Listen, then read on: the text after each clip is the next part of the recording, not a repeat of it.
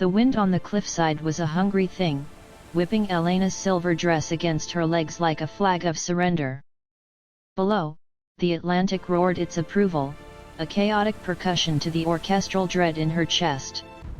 She stood apart from the glittering crowd spilling out from the glass and steel mansion, her eyes fixed on one man, Leo. Thank you Leo all for Thorne. being here tonight.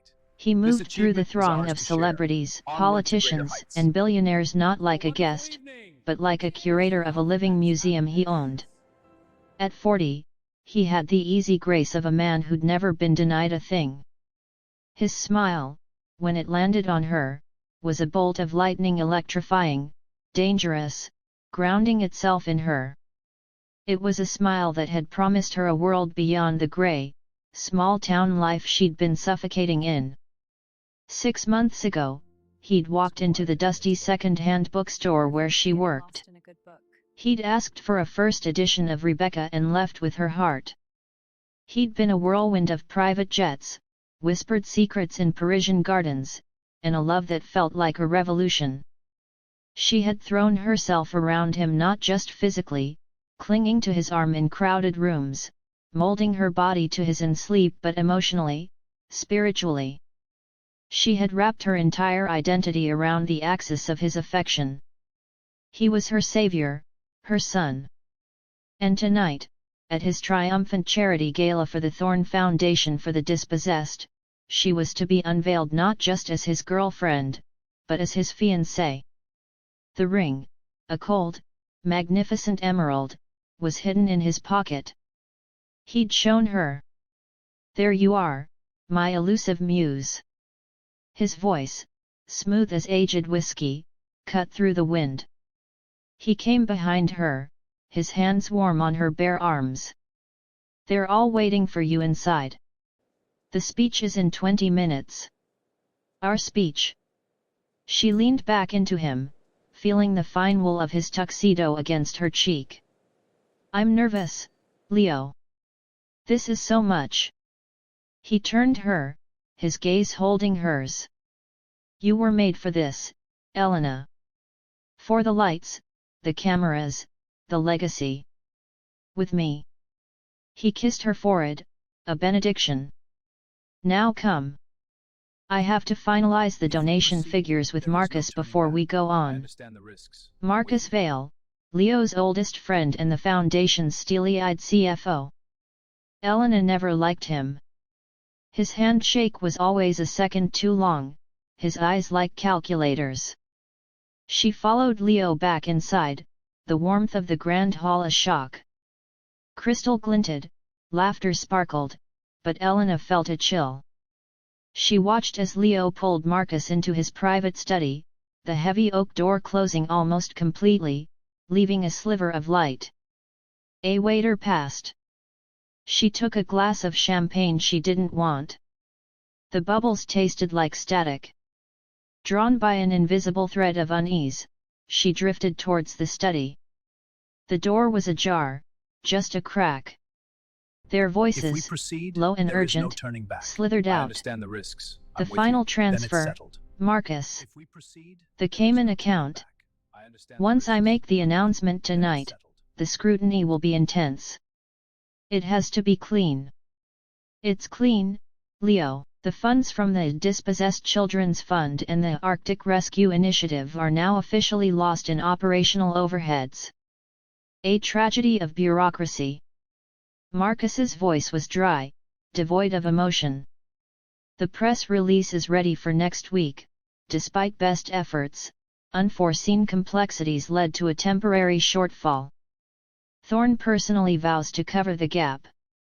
"Which I will, of course," Leo chuckled, a sound that now curdled Elena's blood. "With about 10% of what we siphoned. And the world will applaud my personal commitment. The donations will flood in twice as hard out of sympathy." Elena's hand flew to her mouth. The glass trembled in her other hand, champagne sloshing over her knuckles. The Dispossessed Children's Fund. She'd visited the project plans with him. He'd held a little girl's hand, promised her a school. The Arctic Initiative he'd shown her heartbreaking images of stranded polar bears. It was all a lie. A magnificent, glittering facade. The man she had thrown herself around, the man whose every breath she'd hung on, was a phantom. A thief in a bespoke suit, stealing from the desperate to burnish his own halo. The disappointment wasn't a stab, it was a slow, crushing avalanche, burying the Elena she had become. The music in the hall warped into a sinister hum. The faces around her blurred into grotesque masks. The door opened. Leo stepped out, his expression shifting seamlessly from cold calculation to radiant warmth when he saw her. "Darling, you're pale." She looked up at him, her vision sharpening.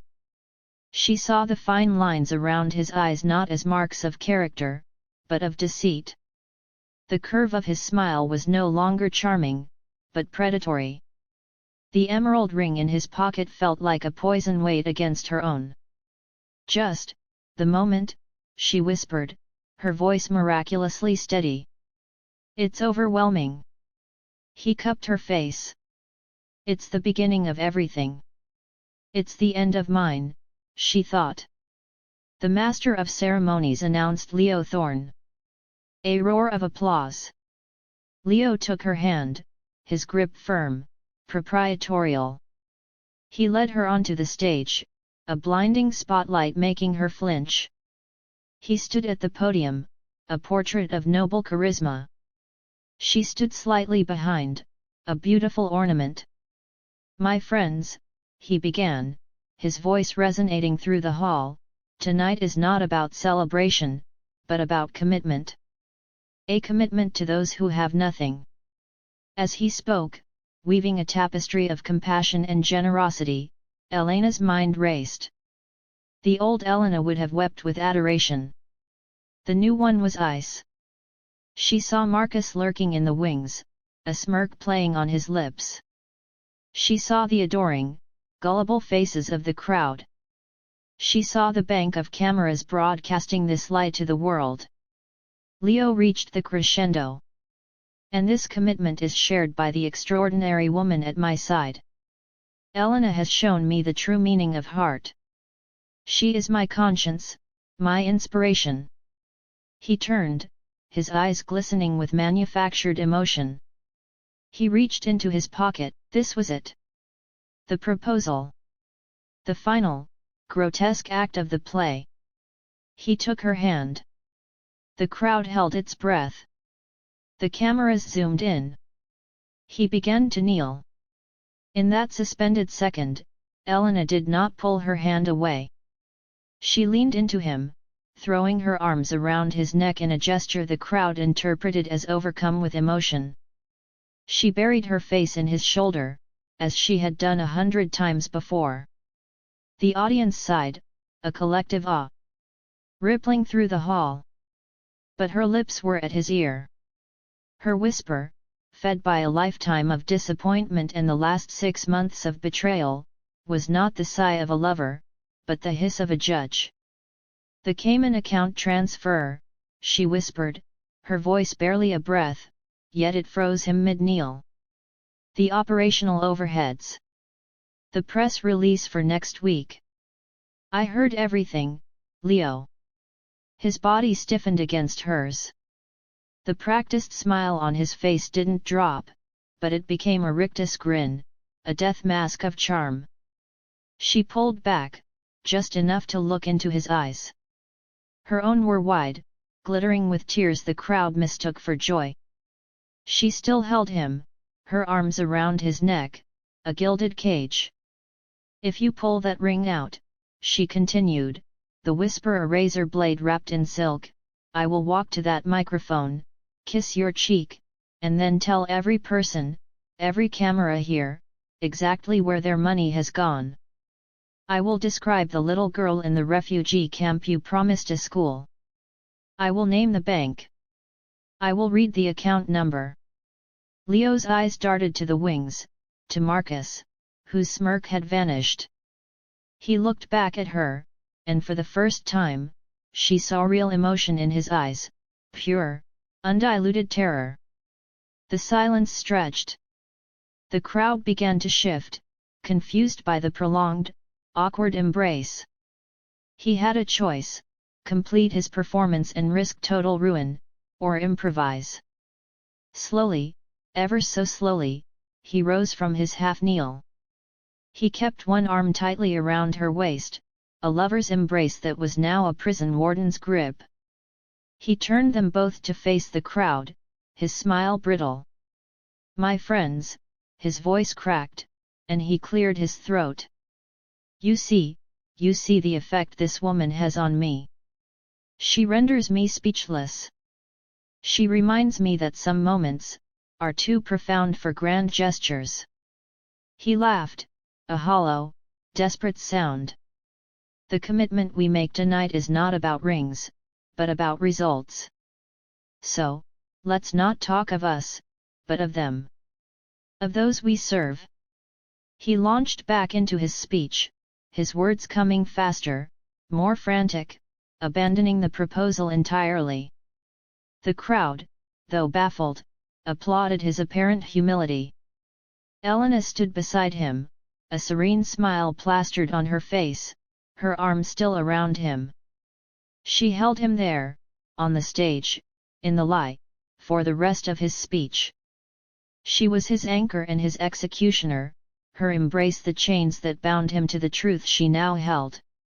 When he finally finished to thunderous, confused applause, he practically dragged her off stage into a deserted anteroom. As soon as the door closed, he shoved her away, his face a mask of fury.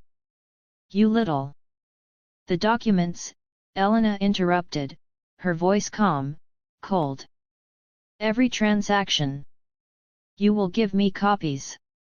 You will publicly appoint me as the Foundation's new transparency overseer tomorrow. And you will begin, quietly, to repay every cent. Or I go to the authorities and the press." "You have nothing," he snarled. "I have your name, Leo. And I'm no longer in love with it." She saw it then, the final, profound disappointment not in him, but in herself, forever believing the fairy tale. And in his eyes, she saw the crushing disappointment of a man who had everything, and lost it to the one person he thought he owned. Without another word, she turned and walked out, leaving him standing alone in the ornate room. The sound of the gala was a distant mockery.